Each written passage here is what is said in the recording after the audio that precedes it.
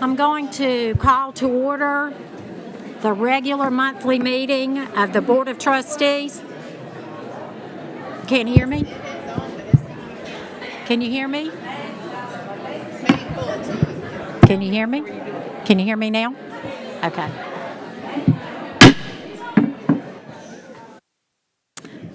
Did I get your attention? I think I did. Okay, cool deal. I'm going to call to order the regular monthly meeting of the Board of Trustees for Thursday, August 15th, 2024. First item on the agenda is the invocation and Pledge of Allegiance, and I will turn that over to Vice Chair Castles.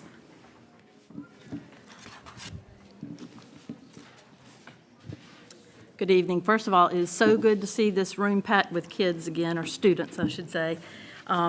We have with us Mr. Paxton Murgo, who is a senior at Brooklyn Casey High School. He's involved in multiple school activities and organizations. Paxton is a student body president at Brooklyn Casey High School and a proud third-generation Bearcat.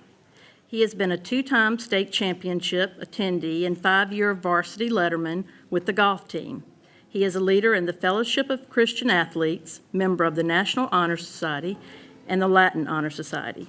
Paxton has been a part of many committees with BC High School and the district, including the School Improvement Council, Superintendent's Roundtable, and recently appointed to the BC High School Foundation Board, Education Foundation Board. He's been a member of the Student Council for 4 years. Paxton achieved the rank of Eagle Scout in February of 2023, and he's been selected to become an adult Scoutmaster. Some changes that Paxton is involved with making at BC High School are the Hall of Memories, Sports Pass, and the Student Senate that will start in September. And then we have with us Ms. Dana Barrientos Reyes. She's also a senior at Brooklyn Casey High School. Dana is the president of the International Club and a member of the Sustainability Club. She's been a part of the cheerleading team for 4 years, and she plans to attend Midlands Technical College next fall to pursue a degree in business.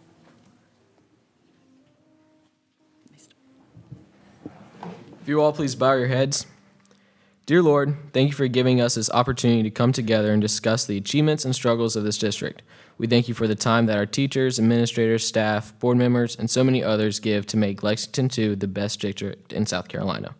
We pray tonight that everyone in our community and around our community can come together to love each other as we know that you love us. Amen. Amen.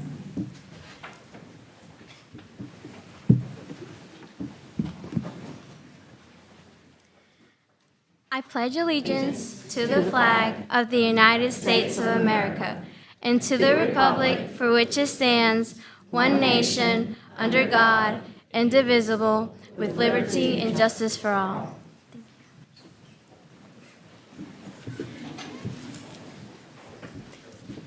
Thank y'all very much.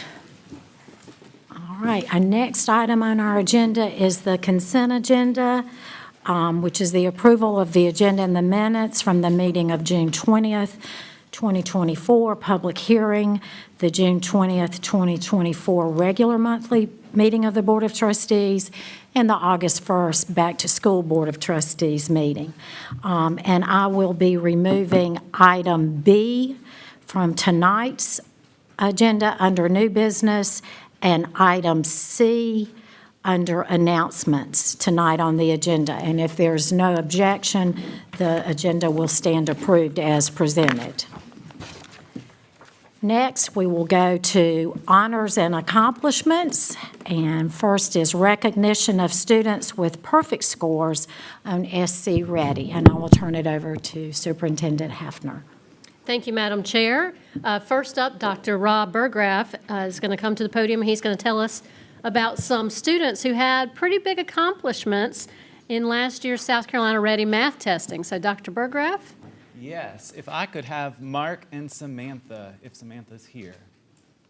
Come on up. Excellent. There we go. Come on up.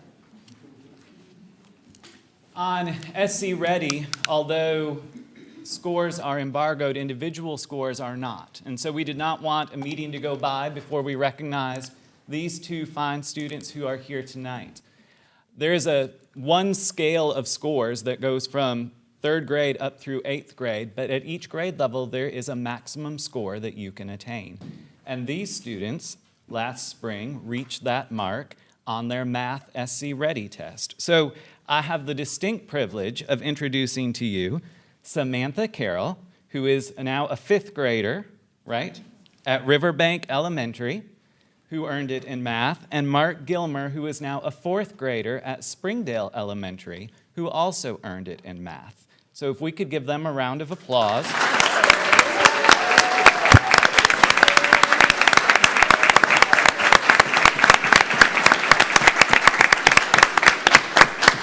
Fantastic job, you two.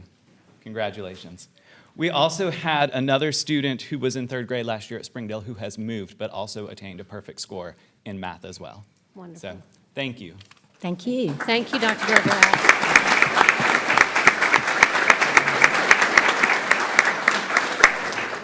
Next, our Brooklyn Casey principal, Dr. Vance Jones, is going to recognize several of his teachers. We had 100% passage rate on the most recent AP test, along with some of the students who had those results. Dr. Jones. Thank you. If all of the teachers and students can go ahead and move over this way. Madam Chair, members of the board, Dr. Hefner, thank you for the opportunity to recognize our AP scholars for last school year, as well as our teachers who had a 100% passage rate in their classes on their AP tests. And so I will start with our teachers.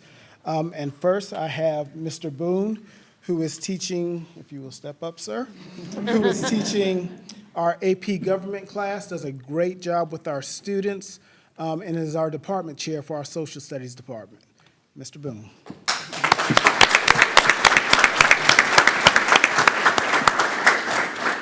Next, I have Ms. Ross. Ms. Ross had a 100% passage rate on Latin AP.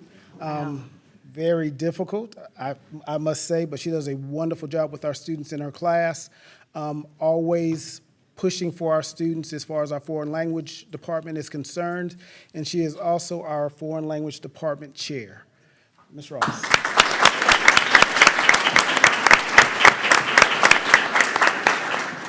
Next, we have Ms. Harden, who works with our students who take AP research. It is part of our AP Capstone Diploma program in our building, where we had 6 students complete their Capstone Diploma this past school year. Ms. Harden teaches science in our building and is also the Sustainability Club chair. And so, Ms. Harden.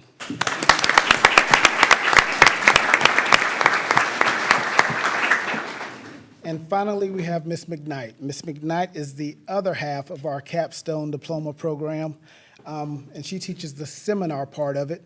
And so she is also our English department chair. And again, we had 6 students who received their Capstone Diploma this past school year. Ms. McKnight.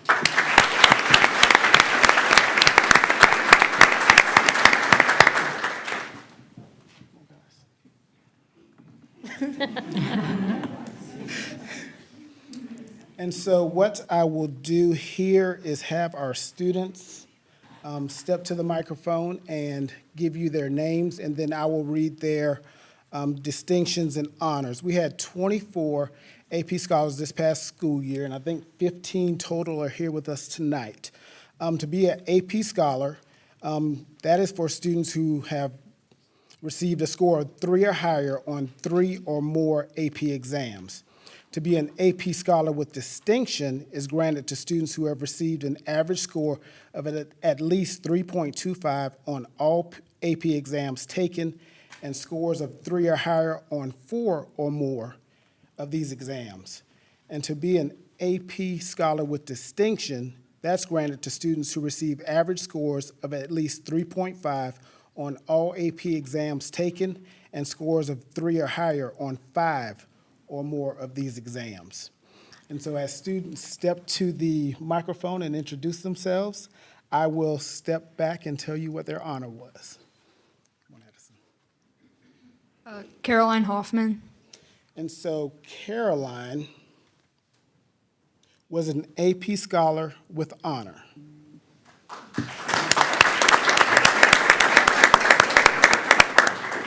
Kayla Ezel.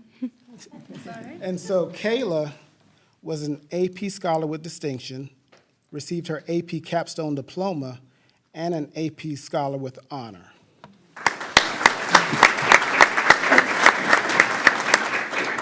Emma Henry. And so Emma was an AP Scholar. Addison Allen. Addison was also an AP Scholar.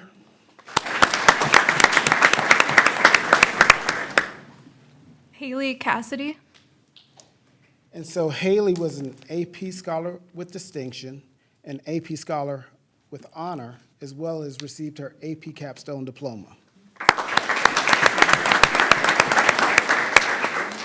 Caroline Boone.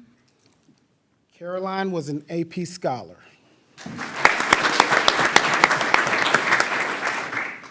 Emma Sturkey. And so Emma is an AP Scholar.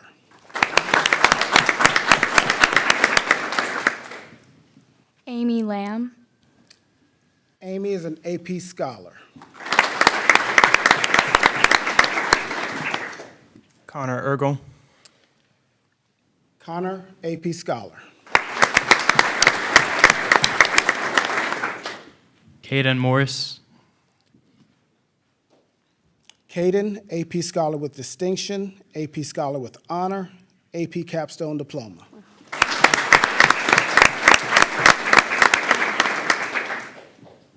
I'm David Ross Summers. And so AP Scholar.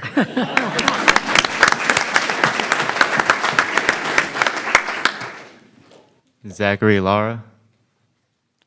And so Zach, AP Scholar.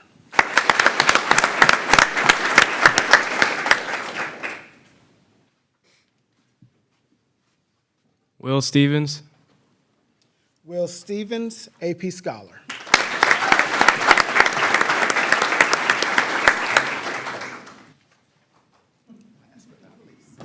Sawyer Gettings. AP Scholar with honors.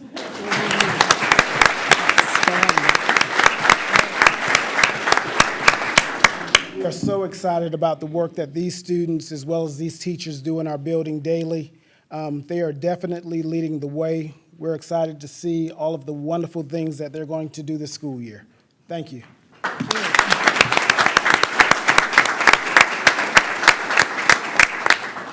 Thank you, Dr. Jones. As a school district, we also like to remind everyone that learning does not take a summer break. With our next group, we want to recognize some of our teachers who earned certifications, spoke at conferences, and attended prestigious institutes over the summer months. First, Charlene Kennard and Takardra Roundtree are going to tell us about some LexingtonTwo teachers who completed PSYOP training and a bit about what that is and how it helps classroom instruction. Following our PSYOP teachers, we're going to have some of our individual teachers come up to the podium and give their names and what schools they're with and tell us about their summer work and how their experiences have benefited themselves and our students. Good evening. We are multilingual learner coaches for the district, and we are here to celebrate teachers that have completed PSYOP training. PSYOP is an evidence-supported approach to teaching multilingual learners in content courses. The acronym stands for Sheltered Instruction Observation Protocol. PSYOP is a form of sheltered instruction. Sheltered instruction emphasizes intentionally developing language proficiency through content teaching and content teaching through attention to language development. Participating in PSYOP training equips teachers with strategies for making sure that our multilingual learners can be successful in the content areas and grow their English proficiency while they learn the content being taught.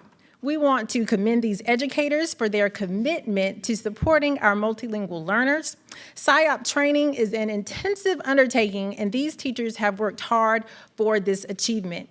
We, along with Denise Quickle, had the pleasure of providing the SIOP training for our first led by our district training to our most recently certified SIOP teachers, and they will be receiving certificates today. So SIOP teachers, please come stand when your name is called. From Fulmer Middle School, Natalie Richards.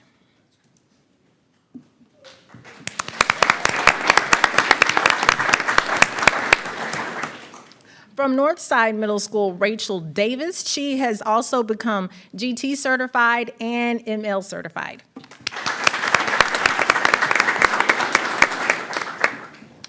Next, we have Tara Gant.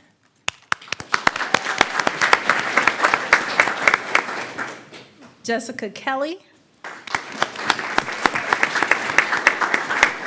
Arlene Neely. Tori Seymour. Christina Von Maren.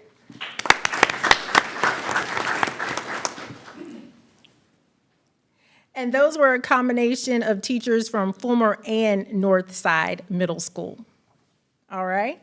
Next, we would like these teachers join other LexingtonTwo team members that have expanded their instructional knowledge. Previous cohorts of SIOP teacher received their certification upon completion of their SIOP training program. So please come forward when your name is called. So from Riverbank, some of our previously trained SIOP teachers that are here this evening include Kim Addy,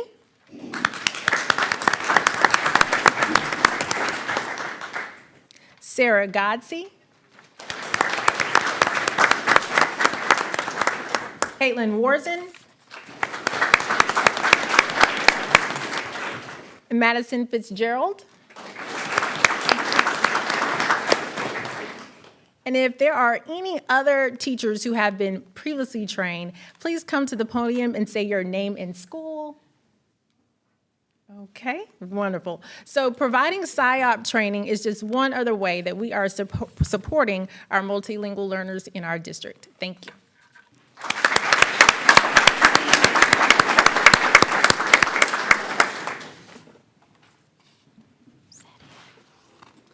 Now we have some more teachers coming. Okay.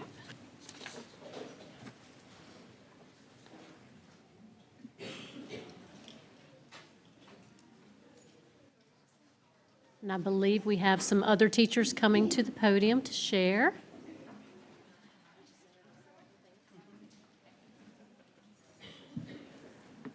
So Ms. Yoder and I are excited to tell y'all tonight that we presented at a conference this summer at the SCASA conference at the beach, and we presented on how to boost morale without breaking the bank.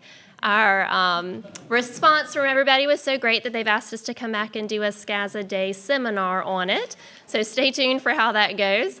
But the impact that it's had on our school has been great. Teachers are excited to be there. They're enjoying all of these things in action, and it's impacting our school report card with their survey scores coming in nice and high for us. Thanks. Very good. This is Bethany Willoughby. She's one of our teachers at Springdale, and she's going to tell you about the certification she earned because I'll mess it up. It's a really long name. So like Miss Ariel said, I'm Bethany Willoughby. I'm the academic support / resource teacher at Springdale Elementary. This summer, I completed a year-long practicum with the Institute for Multisensory Education and became an IMSE certified Orton Gillingham educator. That then allowed me to apply for and earn my structured literacy dyslexia interventionist certificate. I sought those out because I wanted to make sure that we're doing everything that we can to support our struggling readers, both in my special education classroom, but also in my collaboration with general education teachers. Thank you.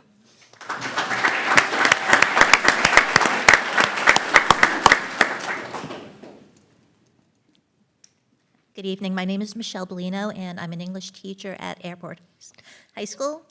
And this summer, I had the honor of being one of 25 people selected out of 174 who applied for a position with the Folger Shakespeare Library through a grant from the National Endowment for the Humanities. And I spent 2 weeks doing intensive study on Shakespeare's plays, Othello, and Taming of the Shrew.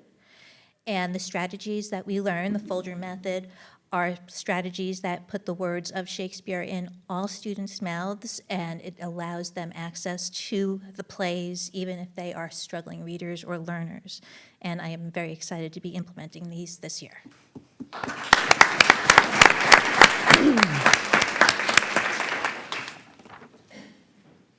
Hello, everyone. I am Hannah Pond. I'm an English teacher at Busby Creative Arts Academy, and this summer I had the opportunity to represent Busby at the South Carolina Schools to Watch conference. I went there as a presenter and presented on using images in the classroom to promote inferencing as well as inquiry skills in students of all abilities in all the content areas. So, thank you.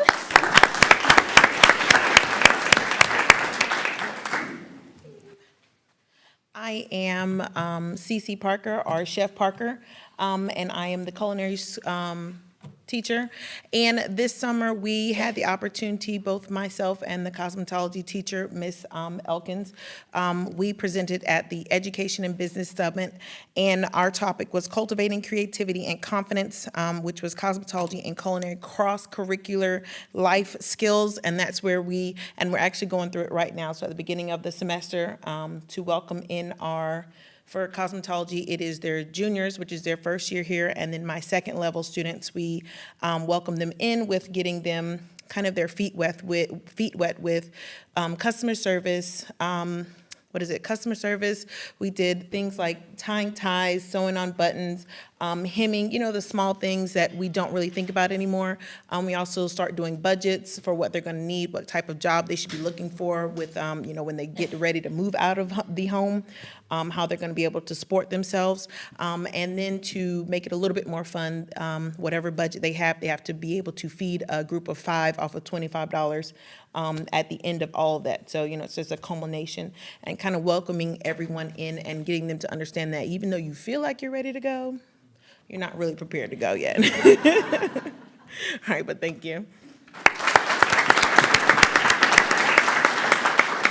All right, good evening. I'm Shakira Elkins. I'm the cosmetology instructor at the Innovation Center. I also presented at the Education and Business Summit as an individual. I actually presented on 4 levels to push. Most people think about PUSH, the acronym, pray until something happens. Yes, we do that with our students every day. But the acronym for that was prepare, understand, serve, and hustle, because the kids need to understand, like, once you finish this program, there's a lot more to it that you have to do. So as instructors teaching to them, I talk to the instructors about making sure the students are prepared for the industry when they get out, not just for state board, because when they get out, it's a lot more to it. As far as understanding, they have to understand about chemistry, because you got to know why you're using chemicals, why you can't mix certain chemicals together, because it'll make the client's hair fall out or some other type of issue with the clients. Also, as to serve, because we serve the community, we serve our clients. Actually, we partnered with the Casey Police Department last year. So we did a collaboration with the elementary schools where they actually brought kids over that needed services done, free of charge, of course, but it also gave our students an opportunity to actually practice on live models, as which we call it. We do offer community services to the public the first Saturday of every month. So that will start in October. Email me if you would like an appointment. And then hustle, because they have to know how to build a clientele. So in my program, they have to do live models. So I require them to go out into the hallways, talk to other people to find out if they can actually come in and get a service. Because once you get into a salon, it's not the salon's responsibility to get the clients for you. You have to know how to build your own clientele. So that's why we do the Saturdays. That's why I get them to go out into the schools throughout the day, and also when they're out in the community to bring clients in to actually work on. Because we know when they leave out of school, they're not going to work on mannequins. They're going to work on people. So they got to get their people skills up. And that's the presentation I had over the summer. Thank you. Thank you.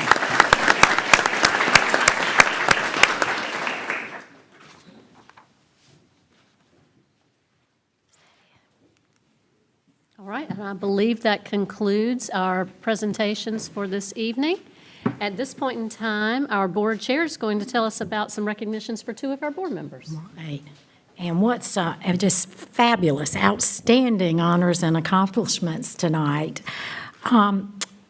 Established in 1982, the South Carolina School Board Association's Boardmanship Institute offers a year-round training curriculum focused on leadership skills for board members on state and national educational issues. We are always happy when our own reach a new level, and tonight I get to honor two of our own board members who have reached a new level.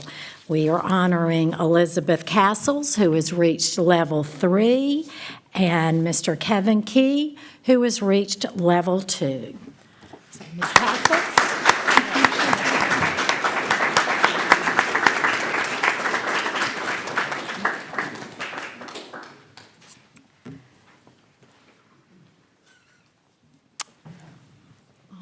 Right.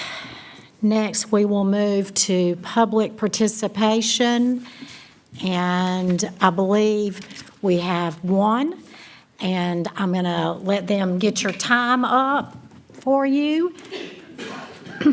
And I will call Melissa Goforth, and she will be speaking on topic 7A and topic 12.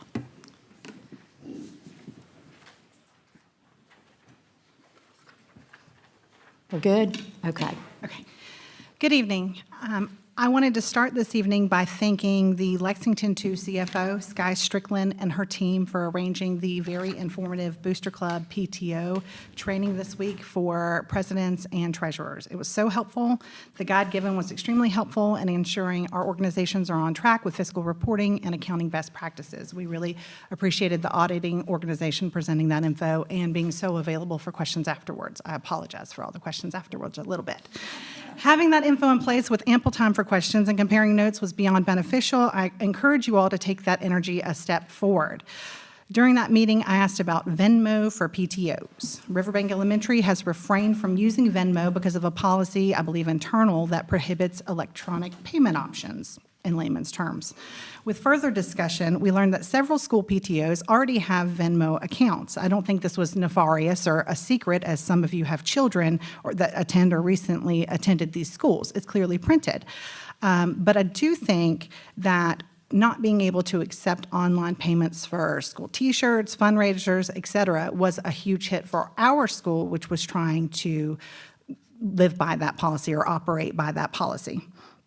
Another more recent example, open house. It's only $5 per year, to join our PTO. However, most parents came in with a card to pay for their fees. Many did not have cash, so we took their information and we will invoice them because the bylaws say that we have to have paid PTO members. However, that's extra work on an already stressed volunteer organization, along with the teachers and administrators that help us execute our efforts. They handle so much paper and who got this incentive, et cetera, on our behalf. That's more work on them. I liked it when it was mentioned earlier by the presenter that we want to boost morale without breaking the bank. Please help us to do that. During that meeting, Jill Libby with the BC Booster Club, she pointed out that we were the last school district in the state to allow online fundraising and gave a few details of how that also impacts some of our athletic programs. Jim Drennan with Airport kindly asked how LexingtonTwo is going to help us. For example, if bonding insurance is suggested, can we work together as a district to look for rates or find affordable? Can we make sure we're using the same templates? I didn't know that information from them, but I definitely appreciated it, and I'd like to encourage you to host a roundtable for those organizations to collaborate and compare. With that, I look forward to Sky, because I know she's new, guiding us into the 2024-2025 school year with the proper tools and resources, as well as policy consistency that we need to support our teachers and our student body in accordance with the new legislation. I can't see my time, I'm sorry, but I'm going to hustle.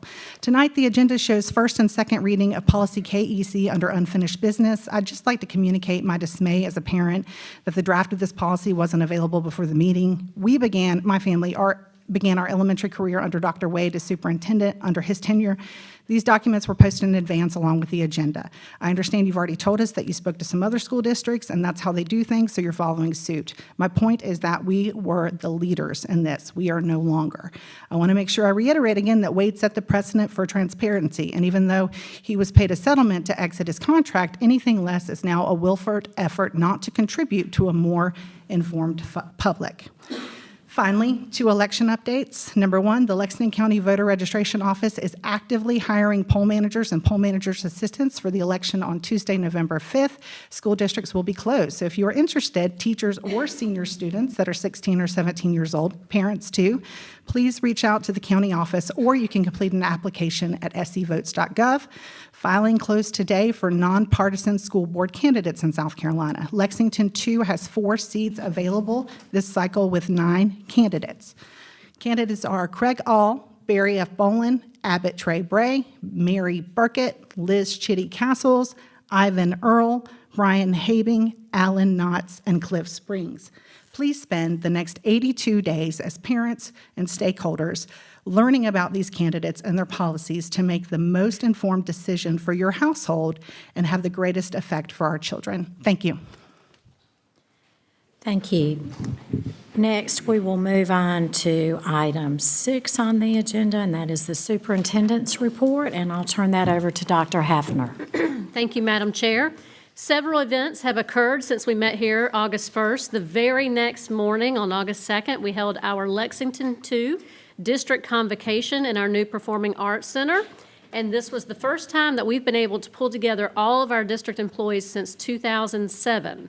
So there was a lot of school spirit, and we were able to recognize the diligent work of our divisions and staff over the summer. We also recognized our district staff person of the year, Jennifer Lowry from Congaree Elementary School, that we also recognized this evening prior to our meeting, and our district teacher of the year, David Goff from Newbridge. All of them up on stage in front of our entire district, which was really exciting to have all the school level winners there, just to celebrate them and give them the honor that they deserve and the celebration they deserve.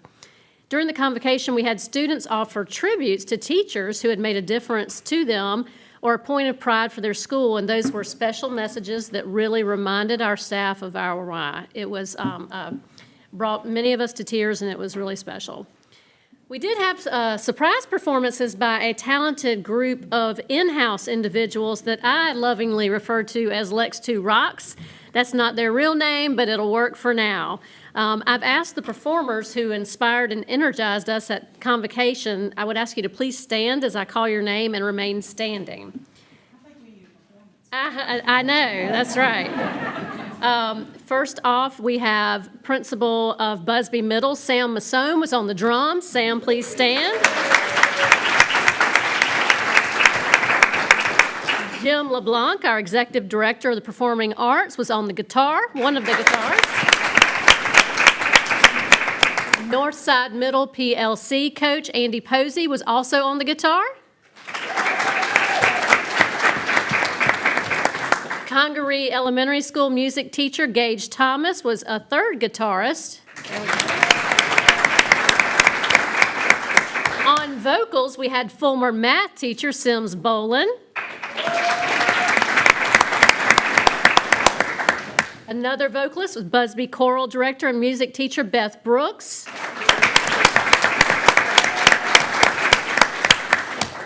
Another vocalist, district coordinator of Power School and Compliance, Hope Jeffcoat.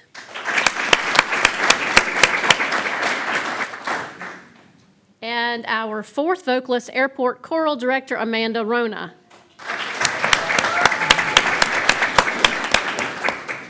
Additionally, our Busby band director Hunter Reese was awesome on the saxophone. And our technical theater manager, Laura Roby, and IT tech Josh Woodall made all the magic happen with tech support. If they would please stand. Thank you all for giving us your time. It really was, it was an exciting day, so thank you again. So So today was our 6th day of school, and minus the rainstorm that came through the state, it has felt rather smooth and very positive. My school leaders and teachers have shared that this is one of the best school year beginnings they've had in a long time, which is great to hear. While there's always room for improvement, everyone in the system appears to be on board to move us ahead and offer solutions where we may have challenges. So congratulations to the schools on a great start there. On a different but related note, I mentioned that I would offer some summary data on the Flock and Rally Marketing Project, which was a line item in our fiscal year 24 budget this past school year. And the firm worked with the district through the fall 2023 to interview and collect data about who we are, our district values, and areas for emphasis. And that work included interviews not only with some of our employees, but parents, students, and community members. Teacher recruitment and retention were identified priority areas, and the first part of the targeted paid social media began in January for our annual teacher job fair and in April for the education career fair. This social media campaign was a strong complement to human resources recruitment efforts as it targeted ads to our potential candidates right in the place where they spend a lot of their time, on their phones and their computers. Leading up to the teacher job fair in January, we had 209,398 impressions. And if you don't know media logo, I had to ask, that is the number of times an ad is displayed in front of viewers on social media. So over 200,000. Out of that, we had 2,423 viewers clicking on the ad to further investigate who we were and what we were about. So that was good. And as the campaign picked up pace during the Career Expo, we had 840,251 impressions, again, images that show up, with 10,975 viewers clicking on the ad to further see who we are. So the recruitment campaign continued March through June on social media with 646,027 impressions, again, images that appear before those viewers, with 12,931 clicks on our district information to further investigate who we are. So our in-house recruitment efforts combined with Flock and Rally, so again, in-house recruitment efforts from Dr. Cooper's team, combined with Flock and Rally, hit it out of the park on hiring. And as you'll see in our human resources report later in the meeting, we started out this school year with the fewest number of openings that we've had in the last 3 school years. So we're really happy about that. A second part of Flock and Rally marketing focused on the spring opening of the Performing Arts Center. With that portion of the campaign, Flock and Rally sent invitations to local news outlets for special coverage, including a behind-the-scenes tour prior to the opening of the PAC, the ribbon cutting for the PAC, and the grand opening ceremony. Flock and Rally produced the content, working with us, and took professional photography from the ribbon cutting and the grand opening that was included in the press releases and the media kits. So as a result, we had 31 overall placements in the media. 16 of those were written articles, and 15 of those were broadcast clips, so you may have seen them on the news. The main contributors were WIS, ABC, Columbia, WLTX, Columbia Business Report in the digital format, the Columbia Star newspaper, the Lexington Chronicle newspaper, and the Lexington Ledger. So Flock and Rally also worked with us on opportunities for showcasing the LexingtonTwo Innovation Center, which included the spring signing day ceremony, and they had media coverage for that event as well. So those were the overall, there was also overall Choose Lex2, excuse me, let me slow down. Choose Lex2 paid advertising of video clips that earned over 500,000 impressions or times it was displayed that led to a few hundred clicks through stations such as Watch, WIS, and WLTX. So we also offered, during this time, billboard campaigns outside of our existing HR billboard campaign, search engine marketing, so when people type in certain keywords, our ads pop up on their webpage. Overall, 3 parts of the campaign on paid social media, Instagram and Facebook, we saw a total of 1,785,676 impressions, 26,334 clicks to explore our content, and reached an estimated 437,392 unique accounts who saw these ads. So the organized campaign has come to an end, but we have ownership of the material and plans to use it. One way we'll be doing that is with a communications content calendar that Flock and Rally created specific to Lexington2 to assist in promotion efforts of key events, school programs, and facilities, and more. So I believe that this definitely added to the value of items 8 and 9 in our agenda tonight, and I'll be happy to chime in if any questions arise during that time. But Madam Chair, this concludes my report. I'll be happy to entertain any questions. All right. Any questions? All right, we will move on to administrative divisional reports, and we will start with finance, and I'll turn it over to Ms. Strickland. Good evening, everyone. Tonight, I'm going to start with the June financials. These are unaudited numbers, just so you're aware. Our budget for the local sources is $41,417,278. Actual received for the year, $43,976,057.52. That's 106% of our budget. For state sources, our budget $65,846,441. We have received $65,670,356, which is 100% of our budget. So total revenue budget's $107,263,719, and we received $109,646,413, which is 102% of our budget. Next, I'm going to move to expenses. Our total general fund expense budget is $107,263,719, and expended as of June 30th, $106,404,719. The next report is the pupil activity report. We had a decrease from May to June of $18,830, and you can see the rationale next to all of those decreases. For the Performing Arts Center report, you see the price of $53,183,943.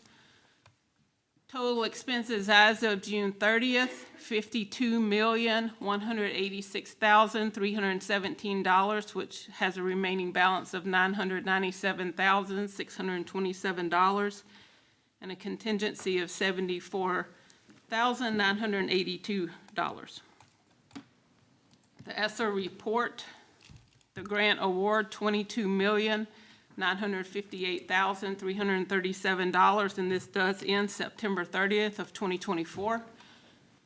So the total grant expenses as of June 30th, 2024, $16,360,778, which has a remaining balance of $6,597,558, which is 71% of that grant spent. That is the June report. So now we'll go to July. I'm going to grab a sip of water. Okay. Our July budget, total budget for local sources is $52,435,551. Actual for July 31st, $151,196. That's 0% received. We had not received the July taxes as of when this report was printed. State sources, the budget, $71,692,990. Actual received, $3,485,744. That's 5% of our budget. So our total revenue budget, $124,128,542, and actual for the year as of July 31st, $3,636,941. We have received 3% of our revenue as of July 31st. Moving to expenses, our total general fund expense budget, $124,128,542.16. Year-to-date spent as of July 31st, $2,230,188, and that's 2% of our budget. Moving to pupil activity, you see we had an increase of $14,841, and you see the rationale next to those. And then the ESSA report as of July 31st, the award amount's still the same of $22,958,337. The total grant expenses as of July 31st, $16,369,259. We have encumbrances, which means we have issued purchase orders, but those jobs have not been completed yet or paid out, of $4,619,777.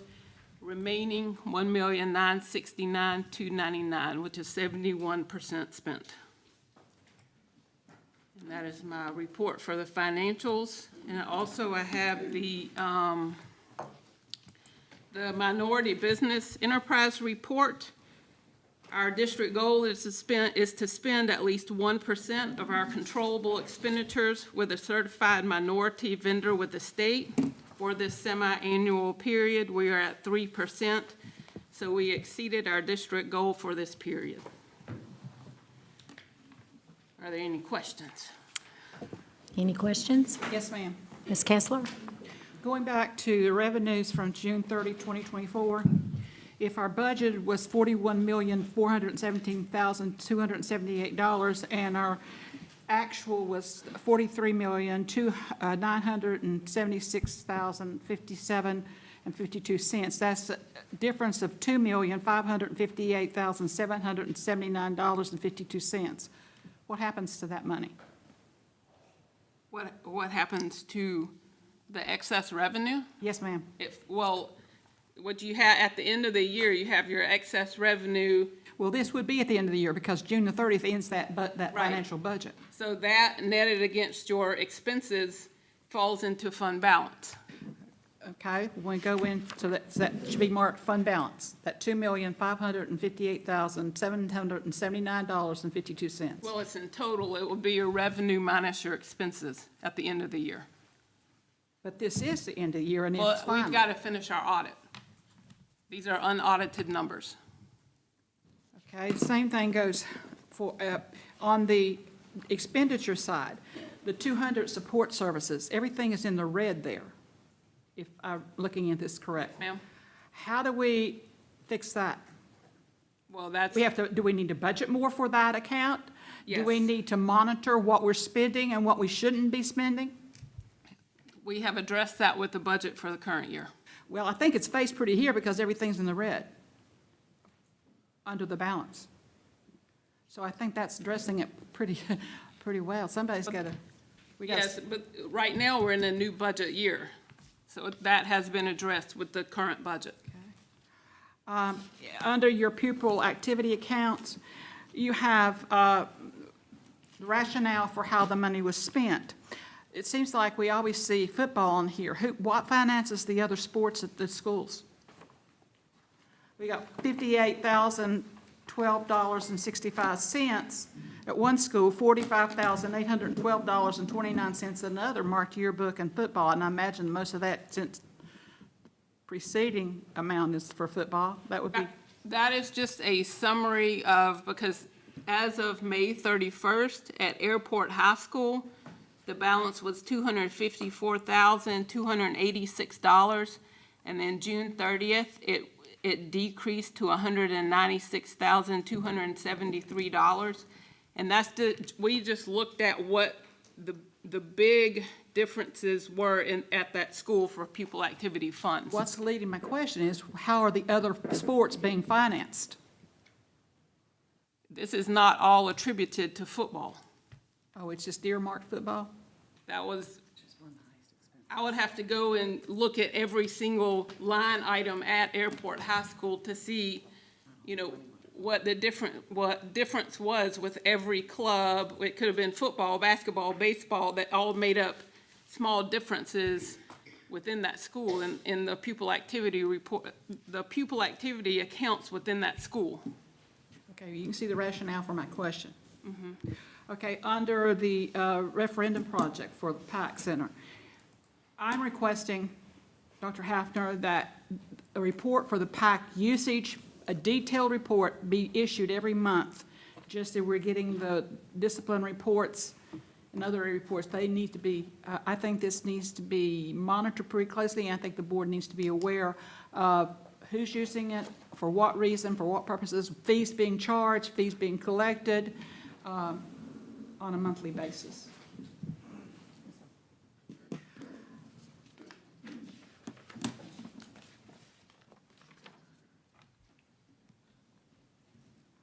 On the pupil activity fund balance, you've got 4 schools marked here with school fees, student fees.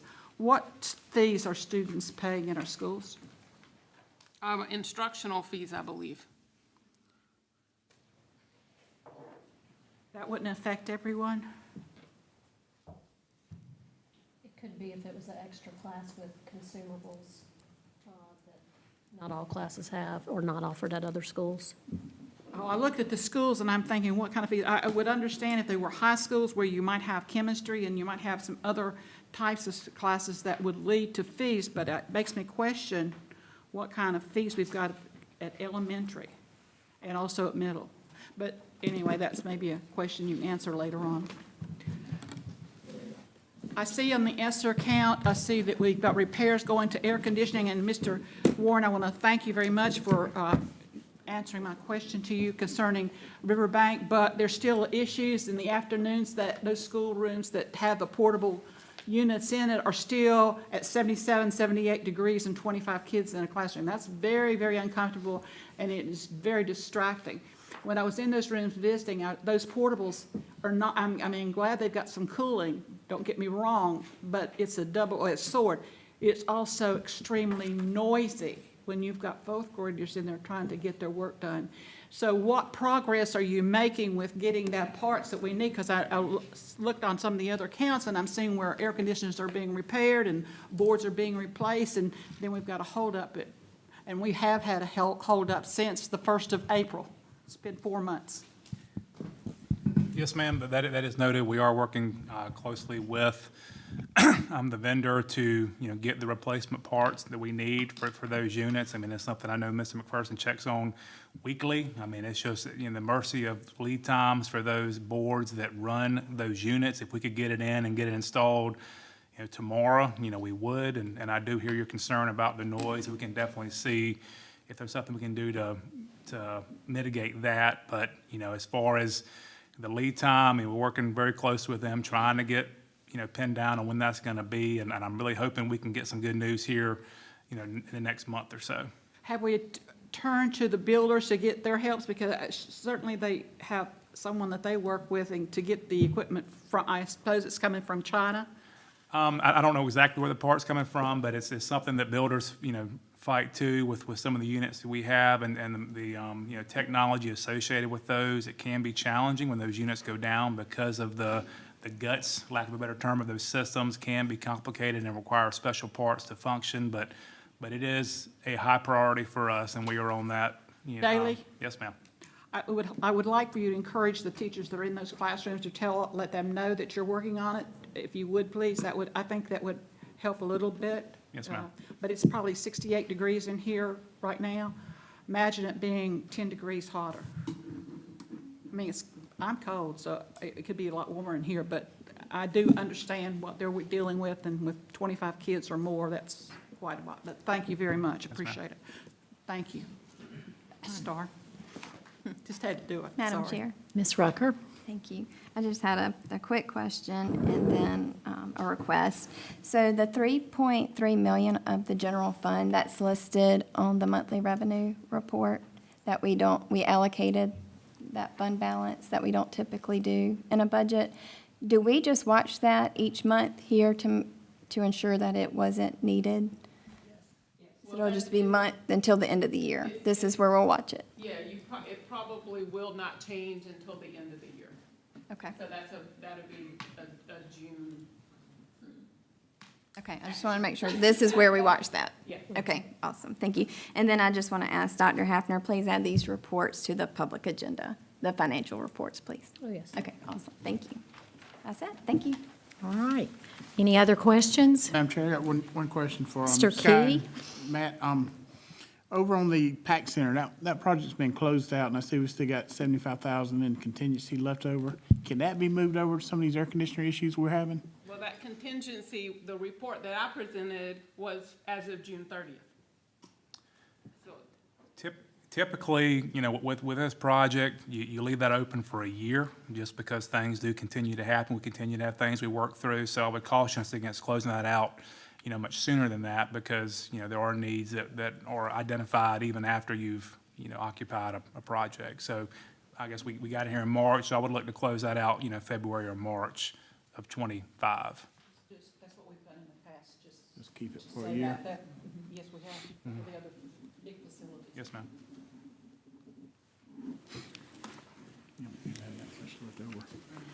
Okay. Any other questions?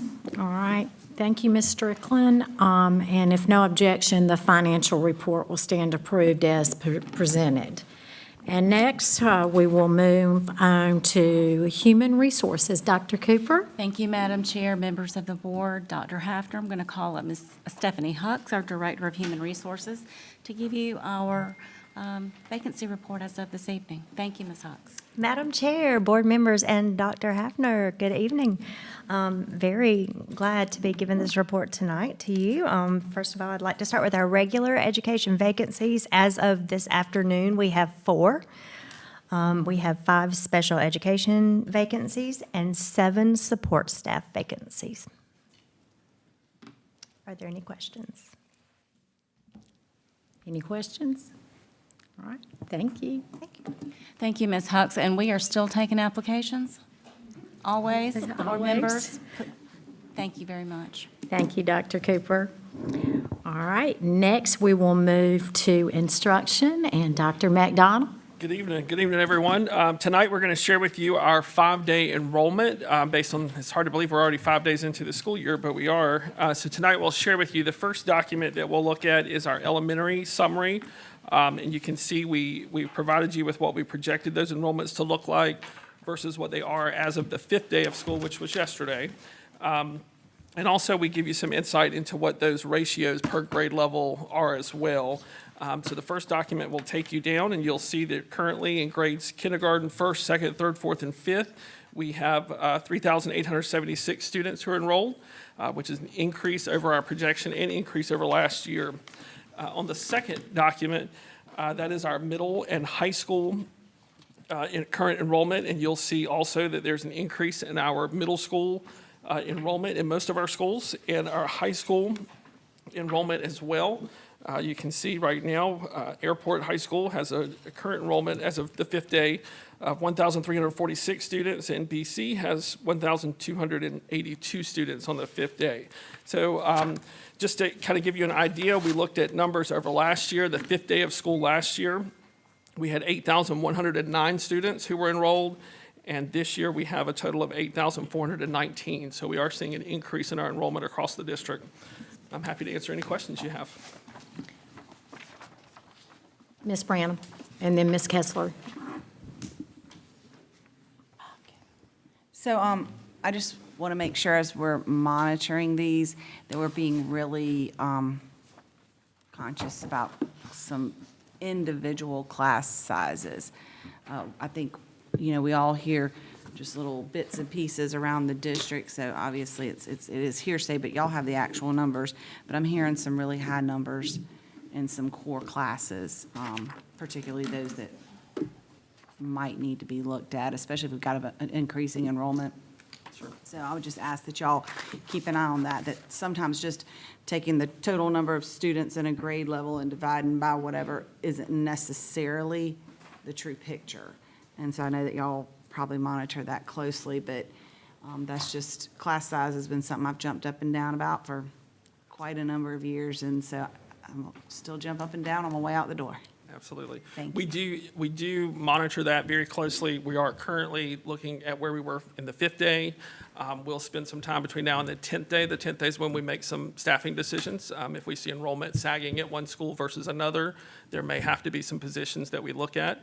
Also, we look at all of those allocations subject-wise, grade level-wise. We'll be looking at all of those closely. So basically adding on to that, in some of the elementary schools, I'm more concerned about the class sizes there than I am having 25 high schoolers together. But when I look and see a second grade class that has 27 kids in it, that, to me, that's dangerous for all those kids. They need more individual instruction than they're going to be able to get with this teacher with 27 students. So if I heard you correctly, you said you're going to look at it and it makes some adjustments and tell you it's in 10 days. So could you possibly hire another second grade teacher, a first grade teacher at that school to reduce that class size down to 20, which would be a much better ratio? So, Ms. Kessler, if I could, I will say that on that day 10, one of the things that we wait for, day 10 is the day that we drop any students that are active in power schools, so they're in these numbers, but they may not physically be in our school yet. And so we'll wait to see how the actual seats pan out with the power school system once we weed out those students. Okay, Then so we'll take another we'll look at assess it. And we did not budget for extra positions. We did budget for 100% of our existing positions, as you all know we discussed back in June. But certainly if we get into desperate times and desperate measures, and you have to think about where the funds are going to come from, and if that's dipping into any of that Ms. Rucker mentioned a while ago about sitting encumbered in case we needed it, that's a consideration. And question just to clarify, we always have students that come after Labor Day. Yes, ma'am. Those absences count against them? Yes. Okay, thank you. Thank you. Is that it? All right, thank you, Dr. McDonald. All right, next we will move to operations. Mr. Warren? Madam Chair, members of the board, Dr. Hafner, thank you for the time tonight as we provide this month's operations update. Summer, as you know, is a very busy time in a school district, especially in the operations division. I know Dr. Hafner at convocation, talked about all the different departments, in operations specifically and others as well. But really proud of the work we do. Our team is strong, information technology, student services, safety emergency services, and transportation, and we'll provide more updates as the year goes on with the work that they do. But tonight, pleased to provide you a more in-depth update from Facilities and Maintenance Department. Mr. Bill McPherson's here, Director of Operations. He leads our group and strives to provide exceptional services to our schools and to our community. Facility Director's phone is never off and their work is never done. Truly is always about what's next, but we want to take a few minutes tonight and celebrate the work that he and his team has accomplished this year. Floor is yours, sir. All right, appreciate that. Madam Chair, members of the board, and Dr. Hafner, it's always a pleasure to be here. So tonight, we're just going to kind of walk through what we've done basically this summer and a little bit right before summer came. Okay,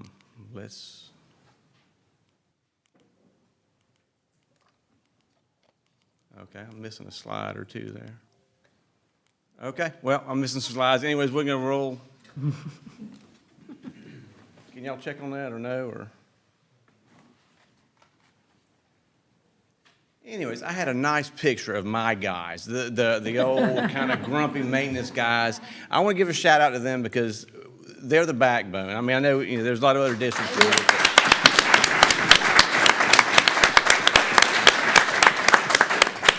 There's the mantra of whatever it takes. Dr. Hafner threw that out there, and that's what my guys do. I mean, it's, Thanksgiving, spring break, Christmas, we got guys in here. We're doing fire alarms, flooring, painting. We're doing a bunch of stuff. So we always have something going on. So just a shout out to those guys.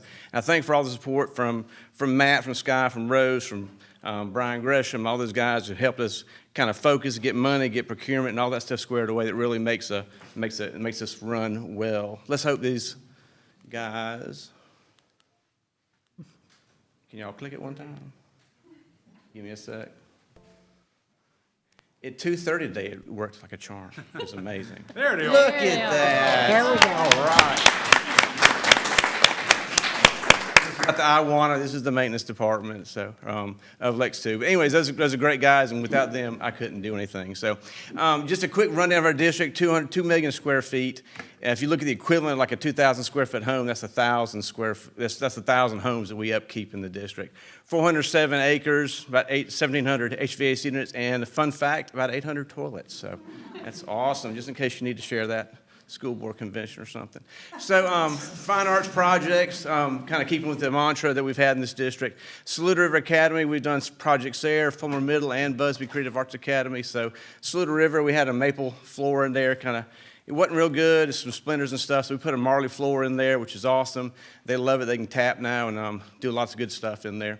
Fulmer band and chorus, that was not touched during the renovation of that school. So you can see the back wall here, we tore out a bunch of built-in cabinets right there, put some new doors on, and new sound panels, new carpet. It had VCT and block walls, so that the sound was just horrific in there. They were threatening a lot of us, and Jonathan too back there. But we got them hooked up. We got some the carpet, sound panels, painting, and all that stuff. That's really a good thing right there. This is over at Busby. Computer labs are kind of a thing of the past, and these are all nice, big, huge built-in things 20, 25 years ago. We tore them out, moved the orchestra down to a big classroom. We got some sound panels in there, new carpets on order, so that's a much better space for them to operate in. ESSER projects, I mentioned some of those. This summer we did a lot of roofing, so we East Wing Gymnasium at BC High School, Wood Elementary, the A Hall, Community Education Center, back there on the technology area, and then Newbridge Academy. We did 3 different sections in there, kind of finishing off that roof. Our plan right here is Community Education Center. You can see all the new roof there, that little center section with the green outline. That's the roof we hadn't done, so they did that this summer. So that we're trying to get whole complexes done. It's like Newbridge is done, Community Education Center's done. ESSER HVAC replacements, the 2 we went after was North Side. They're on order, they're hopefully coming in soon, but 37 classroom units and 13 rooftop units. Pine Ridge Middle, we're looking at 9 rooftop units on there. And we've also done some HVAC control upgrades, much like we do fire alarm, burglar alarm, PA systems, where we need to upgrade our HVAC controls. So that's completed in 3 schools right there, Pine Ridge, Northside, Newbridge, and then at Brooklyn, Casey, and Airport, we're in progress working on those. Furniture upgrades, there's 6 or 7 different schools up there that we've ordered furniture for, so that's been ordered. The orders go in June, and everybody in their whole country's ordering furniture, so that's on their way, so it's coming, guys. Playground upgrades, Congaree, Community Education Center, Newbridge, and Springdale, so those are the ones, the last 2 are on order. There's a nice new playground down at Congaree, which is awesome. The mayor contacted Matt and kind of said, hey, where'd y'all get that from? Because that's really nice. So that was a good compliment there. The Community Education Center, the little playground out back. Families can go out there, little kids can run around, they can sit down and have their meetings with interactions and that. And like I said, Springdale and the other one's coming soon. So paintings, we got into 6 or 7 different schools. They're all sitting right there in front of you. Casey Elementary, we got the whole school painted, which was good. It kind of needed it. Community Education Center, this is the right side. There's probably 7 or 8 classrooms, some offices and hallways were all painted right there.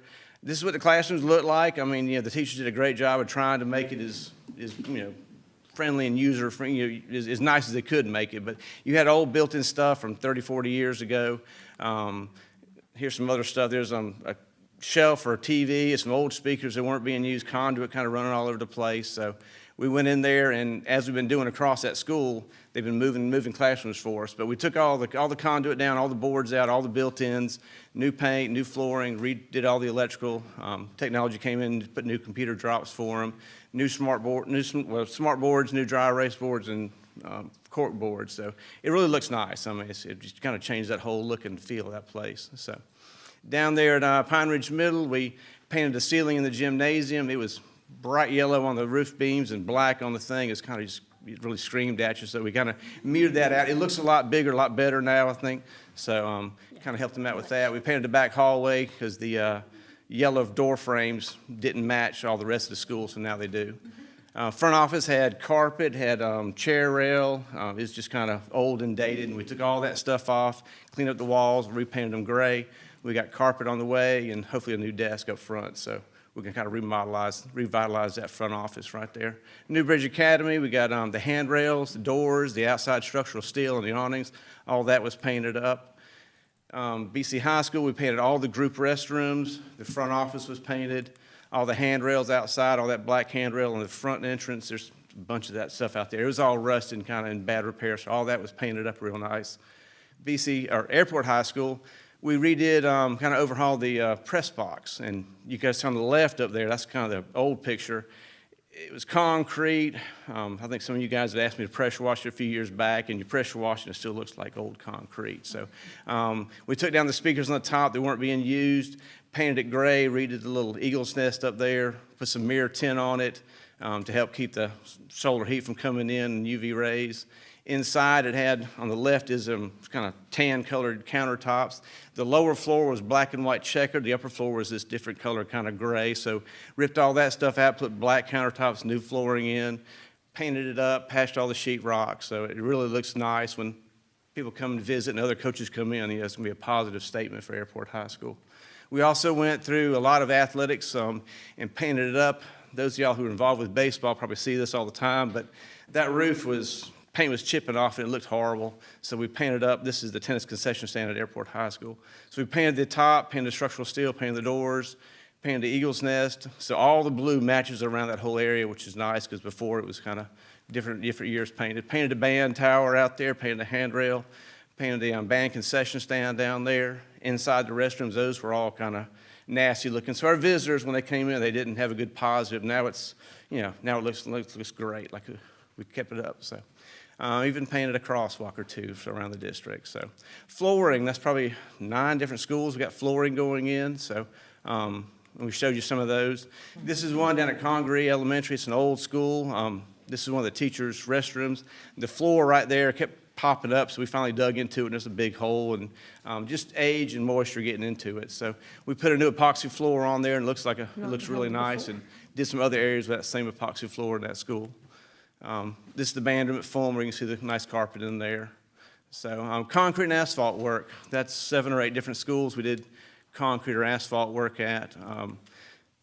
Probably one of the bigger ones was Pine Ridge right here. They had an asphalt track that's kind of cracked up, so this is a great asset to the school and to the community right there. We had a little handicap ramp we installed over at Newbridge Academy, so that's a little better than the little rubber things they had right there. Anybody know where this is?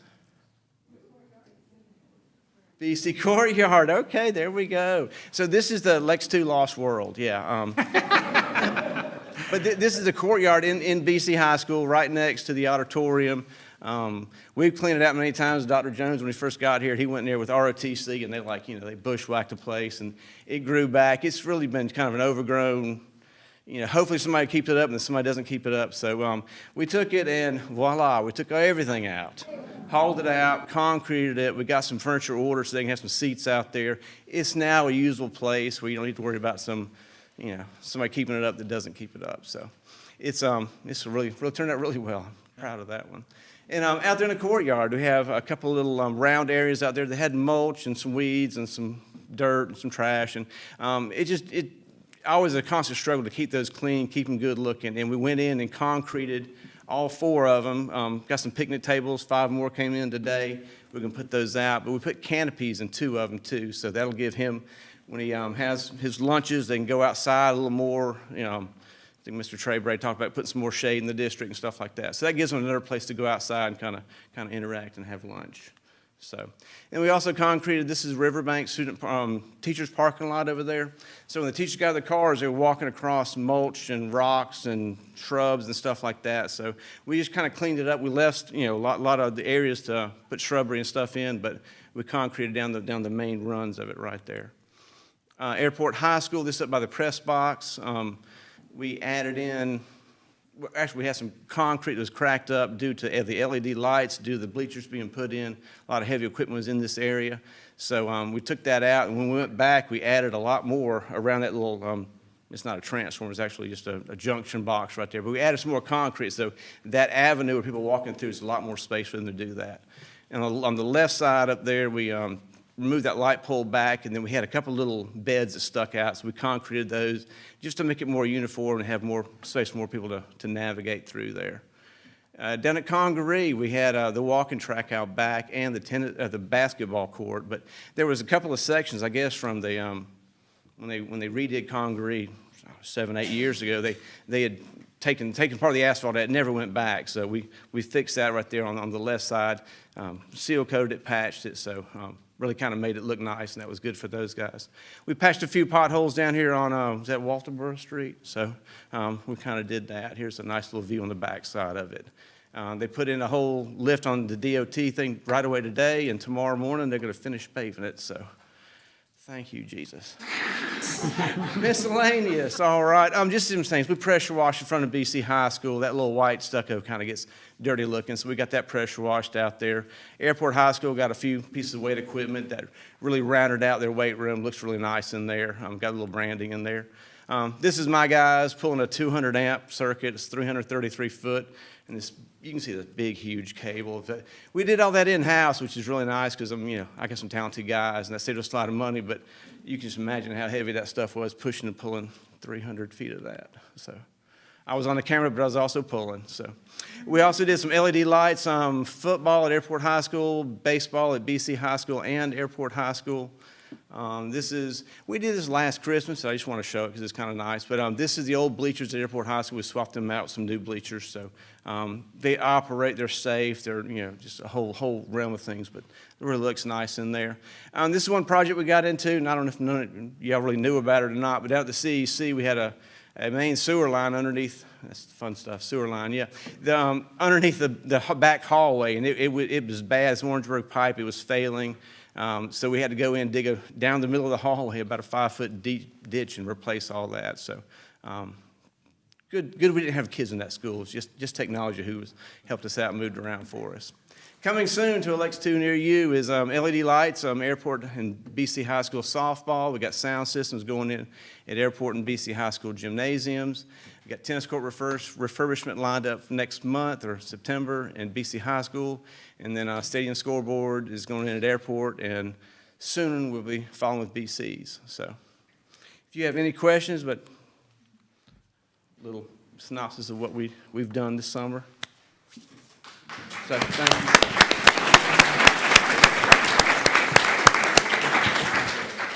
Thank you, Mr. McPherson.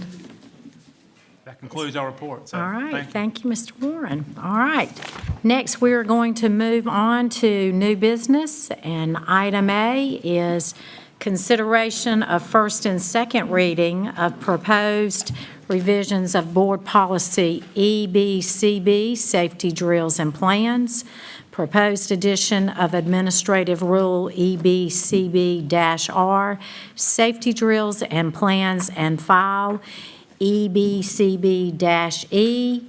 One is a monthly self-assessment. I'll entertain a motion. Madam Chairman, I'd make a motion that we approve first and second reading of the proposed policies and rules associated with EBCB. I have a motion. Do I have a I have a second by Mr. Key. Is there any discussion? Yes, ma'am. Yes, Ms. Kessler. If you would look under AR EBCB-R, the fourth line. Monthly self-assessment documentation will be maintained. Is that correct? Doesn't read right.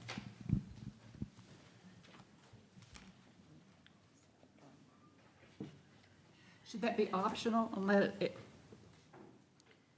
The options are within the State Department of Education online portal at the district office in a manner that's acceptable, or insert a specific district method, and made accessible to the fire code official. So you're talking about maybe the formatting of the way options appears, it looks odd. The sentence doesn't make sense. Monthly assessment, okay, that, you're starting a new statement. Documentation will be maintained, option and options within the South. What it's really suggesting is will be maintained in one of these three ways. I'm thinking it could just be struck. That's what I'm thinking. Just strike it out and go with documentation will be maintained within the South Carolina Department. Friendly amendment. Yeah, friendly amendment to change that, please. I accept the friendly amendment. It is confusing. Okay. I think All you right. know the options, and I don't know that we need to list them. Okay. All right. Thank you. Thank you, Ms. Kessler. All right, we have a motion, a second, and a friendly amendment. If there's no further discussion, all in favor signify by saying aye. Aye. Opposed? Motion carries unanimously. All right. Next, we will move on to item C, which is consideration of travel requests for BC High School Administrator to attend National Dropout Prevention Conference in New Orleans, Louisiana, October 13th through the 16th of 2024. I'll entertain a motion. Madam Chairman, I make a motion that we approve administration's recommendation to approve the travel request for the BCHS administrator to attend the National Dropout Conference in New Orleans in October. Have a motion. Do I have a I have a second by Ms. Castles. Is there any discussion? Being none, all in favor signify by saying aye. Aye. Opposed? Motion carries unanimously. All right, next we have item D, which is consideration of 2 overnight student travel requests from Brooklyn Casey High School boys basketball. That is December 19th through the 21st, 2024, and that's the Battery Creek Basketball Classic at Battery Creek High School, Beaufort, South Carolina. And then also January 2nd through the 4th, 2025, the Carolina Forest Panther Classic at Carolina Forest High School, Myrtle Beach, South Carolina. And I'll entertain a motion. Madam Chairman, I make a motion that we approve the 2 overnight student requests regarding BCHS boys basketball. Have a motion I have a motion by Ms. Branham and a second by Mr. Key. Is there any discussion? All in favor signify by saying aye. Aye. Aye. Opposed? Motion carries unanimously. Thank you. Now we will move on to unfinished business. And the item A is consideration of first and second reading of proposed revision to Board Policy KEC, Public Concerns and Complaints about Instructional Resource, deletion of KEC-R, Public Concerns and Complaints about Instructional Resources, and KEC-E, Citizens' Requests for Review of Education Materials. I'll entertain a motion. Madam Chairman, I make a motion that we approve administration's request for first and second reading of the proposed revisions to KEC and the deletion of KEC-R and KEC-E. I have a motion by Ms. Branham, a second by Ms. Rucker. Is there any discussion? Madam Chairman, I would just point out for our public and our community that the board basically chose to track exactly with what the state has asked, has requested that school districts do. And may I also make a comment that the striking of the administrative rule KEC-R, we are striking that rule because all the information that would have been in it is encompassed in the state's proposal and guidelines that are in our current about to be adopted, hopefully KEC, and the KEC-E.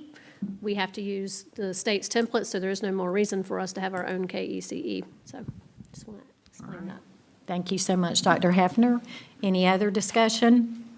All right, I have a motion and a second. All in favor signify by saying aye. Aye. Opposed? Motion carries unanimously. All right, thank you. Next, we're going to move on to announcements. August 28th is early release day. September 2nd is Labor Day holiday. September 6th, interims issued. And then September 19th is the LexingtonTwo Fine Arts Hall of Fame recognition reception, which will start at 5 o'clock here in the PAC atrium. And then September 19th is the regular monthly meeting of the Board of Trustees at 6 p.m. October 14th is our first weather makeup day. It was great seeing everybody tonight. I'm glad y'all are all here. I hope everybody has a happy Labor Day weekend, and we will look forward to seeing everybody back here on September 19th. I will now entertain a motion to enter into executive session. I make a motion that the Board of Trustees enter closed session for consideration of personnel appointments and resignations and consideration of 2 requests for out-of-district tuition. I have a motion by Ms. Castles, a second by Ms. Rucker. All in favor signify by saying aye. Aye. Opposed? Motion carries unanimously. We are now in executive session. Thank you.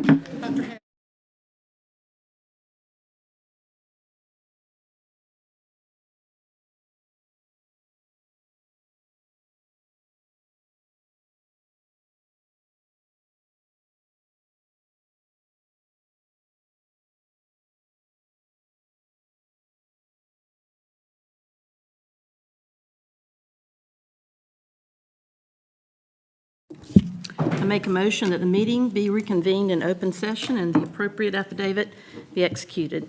I have a motion. Do I have a second? Second. Second by Ms. Rucker. All in favor signify by saying aye. Aye. Motion carries. We are now in open session. I'll entertain the motions that are needed for action. I make a motion to approve administration's recommendation of personnel appointments and resignations. I have a motion by Ms. Castles, a second by Ms. Rucker. Any discussion? All in favor signify by saying aye. Aye. Opposed? Motion carries unanimously. I make a motion to approve out-of-town district waiver for student letter A, excuse me. I have a motion. Do I have a second? Second by Ms. Rucker. Any discussion? All in favor signify by saying aye. Aye. Opposed? Motion carries unanimously. I make a motion to approve student B for out-of-district tuition waiver. Have a motion. Do I have a second? Second by Ms. Rucker. Any discussion? All in favor signify by saying aye. Aye. Opposed? Motion carries. Do I have a second? Second by Mr. Key. We are now adjourned. She got it.